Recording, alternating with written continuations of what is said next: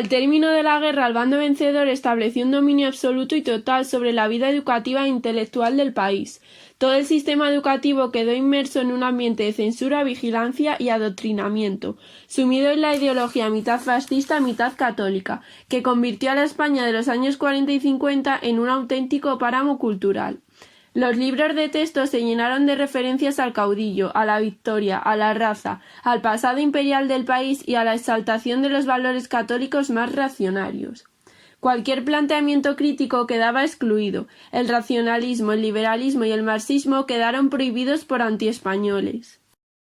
Solo quienes comulgaban con el régimen pudieron desarrollar su trabajo intelectual. Entre los pocos intelectuales franquistas de cierto nivel merecen mención Agustín de Foxa, Eugenio d'Ors, Dionisio Ridruejo, Antonio Tobar o Pedro Laín Entralgo. Curiosamente, estos tres últimos acabarían distanciándose de su inicial falangismo y pasando a la oposición política. Otros escritores de generaciones anteriores, como Ortega y Gasset, Azorín o Baroja, continuaron su labor, si bien desde posiciones alejadas de la ideología del régimen franquista.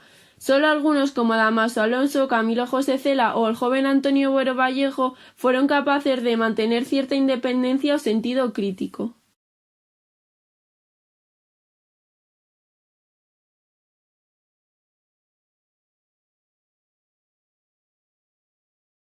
Los años 50 trajeron cambios significativos. Una nueva generación que no había vivido la guerra poblaba las universidades, en las que se produjo un cierto despertar cultural que desembocó en el estallido de 1956. A partir de ese momento, la intelectualidad española se separará abiertamente del régimen y pasará a encabezar las movilizaciones de los años 60 y 70.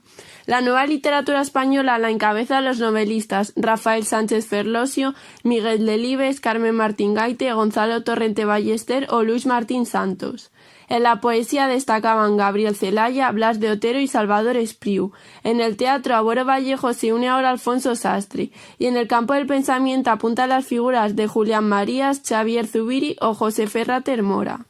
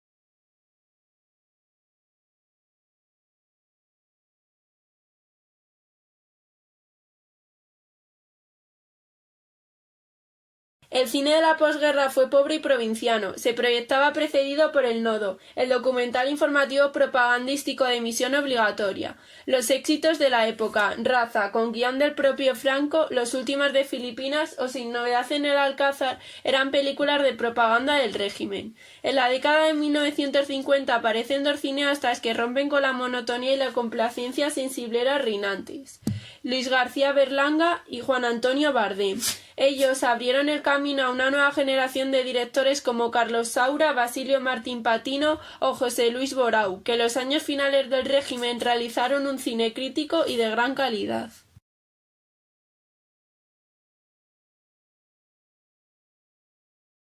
Las artes experimentaron durante el franquismo el mismo vaivén que las letras. En la posguerra dominaban las corrientes clasicistas del arte del fascismo, del que hay abundantes ejemplos en la imaginería y en la arquitectura de las grandes ciudades.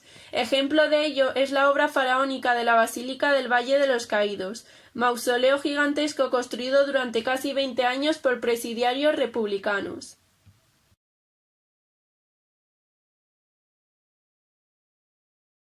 Hay que esperar a los años 50 para que surjan corrientes estéticas distintas y que permitan airear el panorama artístico. En la pintura aparece el grupo Dau al Set en Barcelona y más tarde el grupo de Cuenca con Manuel Miralles y Fernando Zobel a la cabeza. También hay que mencionar la obra de Antoni Tàpies y de Antonio Saura, ya en clara ruptura con el arte académico. En la escultura sobresale Eduardo Chillida y en la arquitectura destacan Luis Moya, Gutiérrez Soto y ya en los 60 Sáez de Oiza, cuyas torres blancas de Madrid significaron una total ruptura con el pasado.